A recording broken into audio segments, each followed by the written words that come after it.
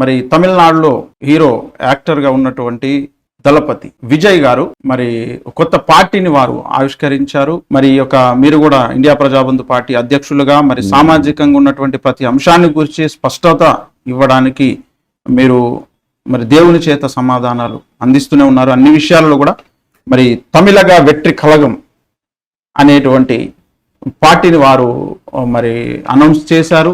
ఆ ర్యాలీ కూడా పోయిన 27వ తారీఖు రోజున జరిగింది. మరి వారు పార్టీ ఏర్పాటు చేయడాన్ని గురించి మీ స్పందన ఏంటి? వేచి చూడాలి. ఇప్పుడు తొందరపడి విజయ్ తలపతి గారి తమిళగా వెట్రి కజగం అనే పార్టీ దాని గురించి వ్యతిరేకంగా గాని అనుకూలంగా గాని మాట్లాడడానికి ఇట్ ఈస్ టూ ఎర్లీ. ఇంత తొందరగా మనం ఏమి చెప్పలేము. వారు వ్యక్తిగతంగా అయితే నాకు చాలా ఇష్టం.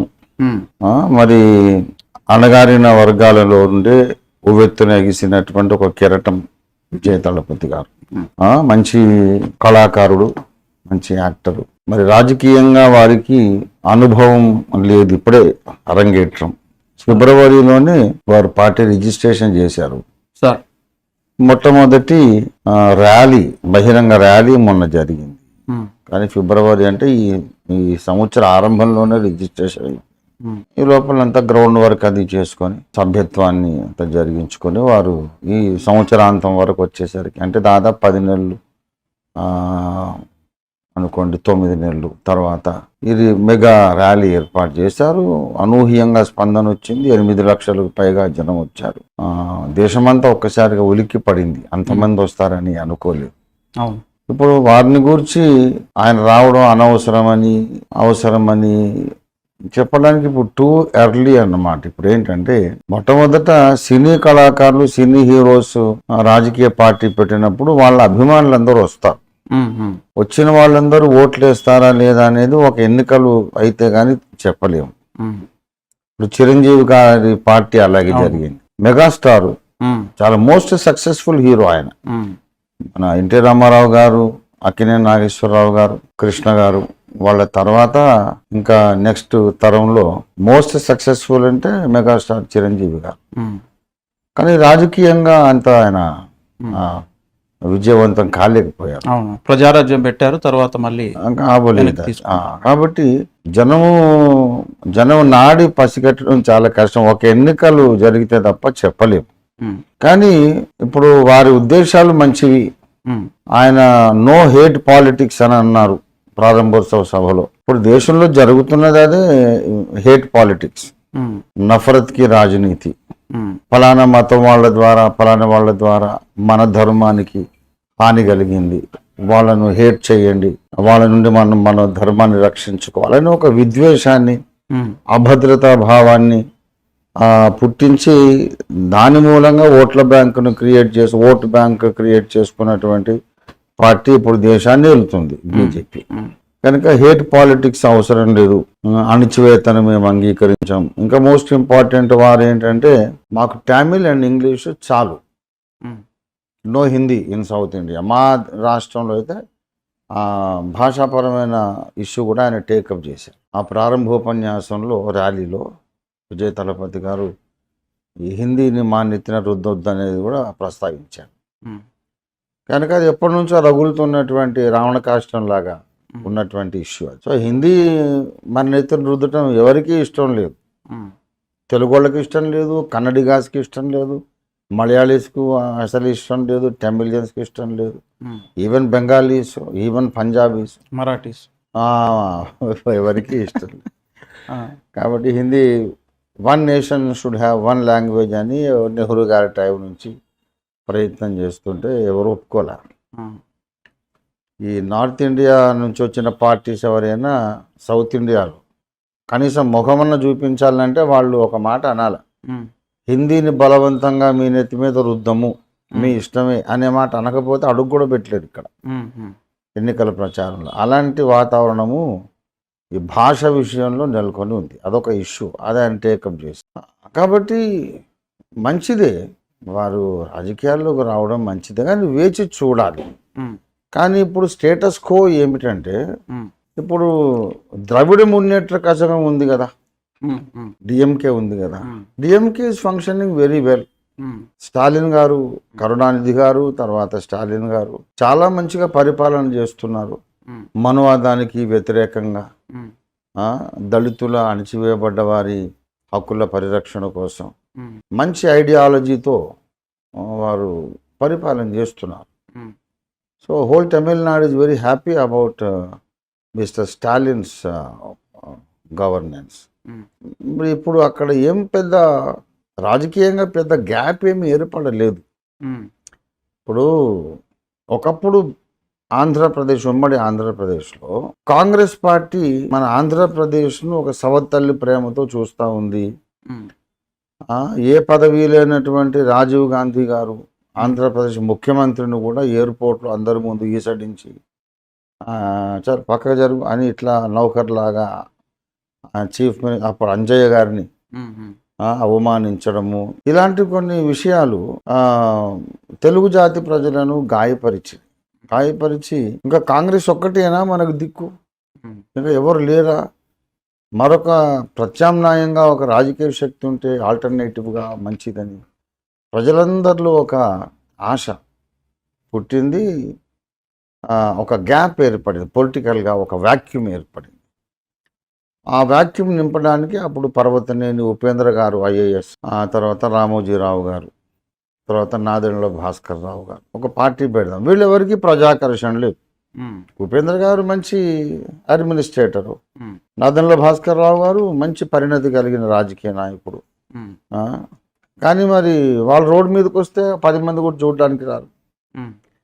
కనుక ప్రజాకర్షణ ఉన్న నాయకుడు కావాలని అప్పుడు ఎన్టీ రామారావు గారిని కన్విన్స్ చేసి వారిని ఒక 2-3 సంవత్సరాల నుండి వారిని నెగోషియేషన్ జరిగే ఫైనల్గా తెలుగుదేశం పార్టీని అనౌన్స్ చేశారు. అప్పుడు ఎల్బీ స్టేడియం మొత్తము నిండిపోయింది, బయట కూడా అంత జనం, లక్షల జనం, ఒక బిగ్ బ్యాంగ్ లాగా స్టార్ట్ అయిపోయింది తెలుగుదేశం. అయితే అలాంటి గ్యాప్ వాక్యూమ్ ఏమి తమిళనాడు పాలిటిక్స్లో లేదు. ఇప్పుడు ఉన్న పార్టీ డిఎంకే చాలా బాగా పనిచేస్తుంది. ఇప్పుడు ఇంకో కొత్త పార్టీ లేకపోతే ఎలాగా, దిక్కులేదు అన్న పరిస్థితి అయితే లేదు. మరి వారు ఎందుచేత పార్టీ పెట్టాలనుకున్నారో వారి ఉద్దేశం ఏంటో కాలక్రమాన తెలుస్తుంది. ఒకవేళ ఇప్పుడు బీజేపీకి తర్వాత డిఎంకేకి మధ్యలో ఈ మధ్య మనువాదాన్ని అంతం చేయాలని స్టాలిన్ గారు చెప్పడం, మనువాదానికి విరోధంగా, మనువాదం ఒక క్యాన్సర్ లాంటిది, ఒక కోవిడ్ లాంటిది, దాన్ని అంతం చేయమని స్టాలిన్ గారు చెప్తే అసలు ఆయన తలకాయ తీసుకొచ్చినందుకు నేను 100 కోట్లు ఇస్తాను అని ఒక హిందూ సన్యాసి గారు చెప్పడం, అసలు మీరున్న ఊళ్ళో కులతత్వం నిర్మూలిస్తే నేనే 500 కోట్లు ఇంకా అంటే ఎక్కువ ఇస్తానని స్టాలిన్ గారు చెప్పడం, ఇలా అంతా రచ్చరచ్చ అయిపోయింది. ఇప్పుడు స్టాలిన్ గారు బలమైన ప్రజా పునాది ఉన్నటువంటి నాయకుడు. వారిని ఎదుర్కోవాలంటే ఇంకొక బలమైనటువంటి నాయకుడిని అక్కడ నిలబెట్టాలి అని కొన్ని శక్తులు స్టాలిన్ గారి పక్కలో బలంలాగా ఒకరిని తయారు చేయాలని అనుకొని విజయ్ తలపతి గారిని తయారు చేశారా అనేది ఒక డౌట్ అయితే ఉంది చాలా మందిలో. ఓకే, రాజకీయంగా వాక్యూమ్ లేకున్నా కూడా ఎందుకు ఆయన ఇప్పుడు దళితుల కొరకు వర్క్ చేద్దామని అంటే డిఎంకే ఉన్నది అందుకొరకే. మనవాదానికి విరోధంగా, మూఢనమ్మకాలకు విరోధంగా పనిచేద్దామంటే డిఎంకే చేస్తుంది అదే. ఇప్పుడు వాళ్ళు చేయండి కరుణానిధి గారి కంటే ఎక్కువ, స్టాలిన్ గారి కంటే ఎక్కువ, ఇంకా ఏ పాయింట్ కొరకు విజయ్ తలపతి గారు పనిచేస్తారు ఆ క్లారిటీ లేదు. ఇప్పుడు ఈయన ఏదైతే హిందీ భాష రుద్దొద్దు, హేట్ పాలిటిక్స్ వద్దు అంటున్నాడో అవే పాయింట్ల మీద ఆల్రెడీ డిఎంకే ఉంది. కాబట్టి సేమ్ సిద్ధాంతాల కొరకు మళ్ళీ కొత్త పార్టీ ఎందుకు? పోనీ సమర్థ నాయకత్వం లేదా అంటే మంచి సమర్థ నాయకత్వమే ఉంది తమిళనాడులో. కేంద్రాన్నే ఢీకొని మాట్లాడేటంత దమ్మున్న నాయకులు అక్కడ ఉన్నారు. మరి వాళ్ళు చెయ్యంది ఈయన గారు ఏం చేద్దామని వచ్చారో అనేది చూడాలి అంటున్నాను నేను. వారు ఎందుకు రావాలి నేను వ్యతిరేకించట్లేదు, కానీ అక్కడ నెసెసిటీ ఏమున్నదో అర్థం కాలేదు. నెసెసిటీ ఏంటి అసలు? అక్కడ దళితుల కొరకు, అణగారిన వర్గాల కొరకు, మనువాద నిర్మూలన కొరకు, మూఢనమ్మకాల నిర్మూలన కొరకు అందరి సమసమాజం అందరికి సమానత్వాన్ని ఇవ్వడానికి పనిచేస్తున్నటువంటి ఒక ఎక్సలెంట్ పార్టీ ఉంది. బేసికల్లీ వాళ్ళు మతోన్మాదానికి విరోధం, ఎందుకంటే కరుణానిధి గారు వీళ్ళంతా పెరియార్ గారి శిష్యులు, నాస్తిక బ్యాక్గ్రౌండ్. ఇప్పుడు ఈయన కూడా పెరియార్ గారిని ఆదర్శంగా తీసుకున్నాం. మరి పెరియార్ గారి ఆదర్శమైనప్పుడు మళ్ళీ ఇంకొక పార్టీ ఎందుకు అనేది ఒక అదే మాట నన్ను కూడా అడిగారు. ఇప్పుడు మీకు కాన్షీరామ్ గారు ఆదర్శమైనప్పుడు మీరు ఇంకో పార్టీ ఎందుకు పెట్టారు అని లోగడ అడిగారు. అప్పుడు నేను చెప్పాను ఏంటంటే కాన్షీరామ్ గారు ఇప్పుడు లేరు. తర్వాత ఒక మెయిన్ పాయింట్ నేను చెప్పాను, మహాత్మా ఫూలే మొదలుకొని గౌరవనీయులు స్వర్గీయ కాన్షీరామ్ గారి దాకా అందరూ ఏకం కండి అని చెబుతుంటే ఏకం కాలేకపోయారు. దళిత సమాజం, అణగారిన సమాజం ఏకం కాలేకపోయారు. ఎందుకు అనంటే అసలు మానవ జాతి ఆరిజిన్ అనేది ఒక జంట నుండి వచ్చింది అనే శాస్త్రీయ నమ్మకం లేక, బై బర్త్ మనము వేరు వేరు. అతడు తలలోంచి పుట్టాడు, ఇతడు భుజాల్లోంచి పుట్టాడు, ఇతడు పొట్టలోంచి, ఇతడు పాదాల్లోంచి. ఆ బై ఆరిజిన్ అందరం ఒక దగ్గర నుంచి పుట్టలేదు, మనం వేరే వేరే. By very origin we're different అనేది మనవాదం. అయితే ఒక జంటకే పుట్టిన పిల్లలం మనందరం అనే శాస్త్రీయ విశ్వాసాన్ని మనము లేటెస్ట్ జన్యుశాస్త్ర పరిశోధనల ద్వారా ప్రజల్ని ఎడ్యుకేట్ చేస్తే తప్ప ముందు దళిత వర్గాలు రెండు ఏకం కావు, తర్వాత బీసీ వర్గాలు ఏకం కావు. అంతగా జనాన్ని ఎడ్యుకేట్ చేసే ఒక శాస్త్రీయ విద్యా విధానం అందరికీ అందించి, అసలు ఎవడు సపరేట్ కాదు, అందరి పుట్టుక ఒకటి, అందరి ప్రారంభం ఒకటి అనేది చేస్తే తప్ప బాబాసాహెబ్ చెప్పినా ఏకం కాలేదు, కాన్షీరామ్ గారు చెప్పినా ఏకం కాలేదు. కనుక మాకంటూ ఒక ప్రత్యేక వ్యూహం ఉన్నదనే సంగతి నేను క్లారిటీ ఇచ్చా. అలాగా పార్టీ పెట్టుకోవచ్చు, ఏ పౌరుడైనా పార్టీ పెట్టుకోవచ్చు, తప్పు లేదు. రాజ్యాంగం మనకి ఇచ్చినటువంటి హక్కు. 100 పార్టీలు ఉన్నాయి మన దేశంలో, ఏం తప్పు కాదు. అయితే వారు ఏ విషయంలో ప్రత్యేకం, ఇప్పుడు ఉన్నటువంటి పెరియార్ ఆలోచన విధానము అనుసరించి నడుస్తున్న డిఎంకే పార్టీ, అన్నా డిఎంకే, ఈ రెండు పార్టీల కంటే ఏ విధంగా ఐడియాలజీలో ఇది సపరేటు అనే స్పష్టత అనేది ఇంకా రాలేదు. మరి మునుముందు వస్తుందేమో, మనం వేచి చూడాలి. ఏదేమైనా విజయ్ తలపతి గారికి వారికి అభినందనలు, వారికి శుభాకాంక్షలు. వారు విజయం సాధించాలి, ప్రజలకు వారి ద్వారా మేలు జరగాలని నేను ఆశిస్తున్నాను. అయితే కొన్ని ప్రశ్నలు అనేవి, సందేహాలు అనేవి మిగిలిపోయినాయి. కొంచెం మనం వేచి చూద్దాం what happens in the next elections. ఆ తర్వాత ప్రాక్టికల్గా ఏం జరుగుతుంది అనేది. ఇప్పుడు పవన్ కళ్యాణ్ గారిని చూసి ఆయన ఆదర్శంగా తీసుకొని ఉండొచ్చు. ఇప్పుడు పవన్ కళ్యాణ్ గారు వచ్చారు, ముందు మేము పొలిటికల్ పార్టీ కాదు, మేము ప్రశ్నిస్తాము, అధికార రాజకీయాలు కాదన్నారు. ప్రశ్నించడం కాదు, ఇప్పుడు అధికార రాజకీయాల్లోనికే పార్టీగా మారి వచ్చేసారు. వచ్చేసిన తర్వాత ఇప్పుడు బీజేపీ అనే మనువాద పార్టీతో చేతులు కలిపారు. ఫైనల్ గా ఆయననే ఒక సనాతన హిందూ నేను అని చెప్తున్నాడు. ఆ సనాతన జెండా ఎత్తుకొని ఆయన అందరికీ, ఆయన పర్సనల్ ఏంటంటే ఆయన ఒకప్పుడు బ్యాప్టైజ్డ్ క్రిస్టియన్, బ్యాప్టిజం తీసుకొని ఒక క్రిస్టియన్ అమ్మాయిని పెళ్లి చేసుకున్నాడు. మా ఇంట్లో కులం లేదు, మతం లేదు అని ఎన్నో ఉపన్యాసాలు ఇచ్చినవన్నీ ఉన్నాయి. మళ్ళీ ఇప్పుడు నేను సనాతని హిందూ అని చెప్పి అంటున్నాడు. కాబట్టి ఏంటంటే క్లారిటీ లేని గందరగోళ పరిస్థితి. ఇప్పుడు ఇలాంటి గందరగోళం కాన్షీరామ్ గారి దగ్గర లేదు, పెరియార్ గారి దగ్గర లేదు, కరుణానిధి గారి దగ్గర లేదు, స్టాలిన్ గారి దగ్గర లేదు, ఎన్టీఆర్ గారి దగ్గర లేదు. వాళ్ళది వాళ్ళు ఏమిటో వాళ్ళు అవుట్సైడ్గా చెప్పారు, ఆ పునాది మీద వాళ్ళు నిలబడ్డారు. ఒకే ఐడియాలజికల్ ప్లాట్ఫామ్, వెరీ క్లియర్. కానీ మరి పవన్ కళ్యాణ్ గారు ఇలాగ ఉన్నారు. సరే, ఆయనను చూసి ఈయన స్ఫూర్తి పొందారేమో మనకు తెలియదు. కానీ ఎవరి వ్యక్తిత్వం, ఎన్టీఆర్ గారిని ఆయన మాదిరిగా తీసుకుంటున్నానని చెప్పారు మన విజయ్ తలపతి. అదే చెప్తున్నా. ఇప్పుడు ఎన్టీఆర్ తీసుకున్నప్పుడు ఏంటంటే తెలుగు జాతి ఆత్మ గౌరవం, అన్నిటికీ ఆయన తెలుగు అనే మాట తగిలించేవాడు. తెలుగు జాతిని అవమానిస్తున్నారు, తెలుగు జాతి ఆత్మాభిమానాన్ని మనం నిలబెట్టాలి అనేది ఆయన నినాదం. ఇప్పుడు తమిళ భాషకు వచ్చిన అవమానం ఏముంది? తమిళుల్ని ఎవరు అవమానించారు? కేంద్రంలో ఉన్న పార్టీ ఆంధ్రప్రదేశ్లో కూడా ఉండి ఇక్కడ ముఖ్యమంత్రులను అవమానిస్తున్నారు, నిధుల కేటాయింపులో మనకు వివక్ష చూపుతున్నారు అనేది అప్పుడు ఏర్పడ్డ ఒక వాక్యం.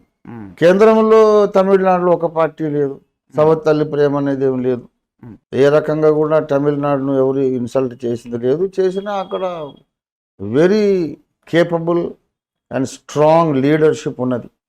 There is no political vacuum in Tamil Nadu. There is a very good strong leadership.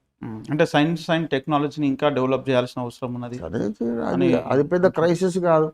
దాని కొరకైతే ఆయన డిఎంకేలోనే చేరి ఆ దిశగా లీడర్షిప్ తీసుకోవచ్చు, గైడెన్స్ ఇవ్వచ్చు. సైన్స్ అండ్ టెక్నాలజీకి ఆయన స్టాలిన్ గారి ఆటంకం కాదే. అవినీతి లేనటువంటి ఇప్పుడు అవినీతి ఉన్నదని ఆయన చెప్తున్నట్లే. రాజకీయాల్లోనికి రాకముందు అందరూ చేసేది అదే. పవన్ కళ్యాణ్ గారు కూడా అవినీతి మీద పోరాటం చేస్తానన్నారు. తర్వాత ఈ తిరుపతి లడ్డు విషయంలో భయంకరంగా బోల్తాపడ్డా. కనుక చూద్దాము, మనం ఇప్పుడే వారిని ఏమీ అనలేము. Welcome in to the politics. మంచిదే, వారు విజయం సాధించాలి, ప్రజలకు మేలు కలగాలి. అల్టిమేట్లీ ఏ పార్టీ ఉన్నా ఏ వ్యవస్థ ఉన్నా ప్రజలకు మేలు చేయడానికే ఆ పార్టీల యొక్క వ్యవస్థల యొక్క పరమార్థం. ప్రజలే అల్టిమేట్. ప్రజలకు వేరుగా ఇంకా ఎవరికి ఏం పరమార్థం ఉంటుంది? ఏమి ఉండదు. ఓకే సార్, అయితే ఒక్కొక్కరు వారికి ఉన్న టాలెంట్ని బట్టి ఒక్కొక్క, అది బిజినెస్ కావచ్చు, లేదా పొలిటికల్ ఫీల్డ్ కావచ్చు, సినిమా ఫీల్డ్ కావచ్చు, ఒక్కొక్కరు ఒక్కొక్క ఫీల్డ్లో ఉన్న తర్వాత అందరూ జరుగుతున్నటువంటి పరిణామాలలో ఈ యొక్క పాలిటిక్స్ వైపు రావడాన్ని ఎలా చూడాలి? ఇప్పుడు కేఏ పాల్ గారు ప్రపంచవ్యాప్తంగా ఆయన ఒక సువార్థికుడిగా లేదా దైవజనుడిగా పేరుంది కూడా. ఒక శాంతిదూత అనేది ఒక బిరుదు కూడా ఆయన అనేకుల చేత పిలిపించుకొని ఆయన కూడా ఒక ప్రజాశాంతి పార్టీ పెట్టాడు.